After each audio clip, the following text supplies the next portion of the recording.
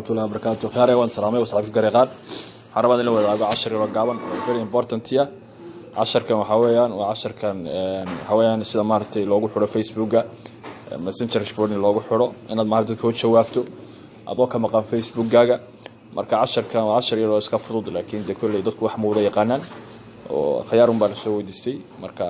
halkaas aad tagaysaa meeshaas maartay ku qoran tahay dad leedahay Facebook channel aad leedahay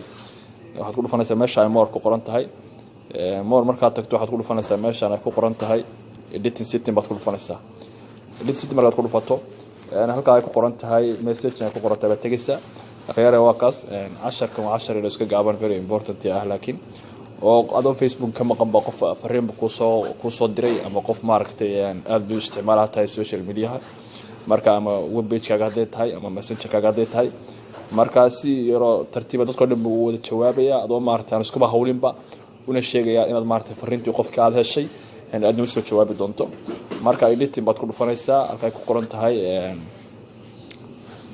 editing your initiative reply baad ku dhufanaysaa waa kaas hadda anigu qormadaas hadda igu qoran jumlooyinkaas hadda anigu qoran jawaab celinta dadkana inaan jawaabi doono marka maartay Facebook aan furto marka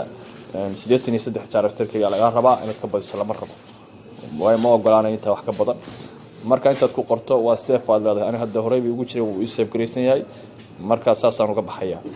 marka 10 gaaban inaan fiici doona wada ma santiin. Assalaamu alaykum.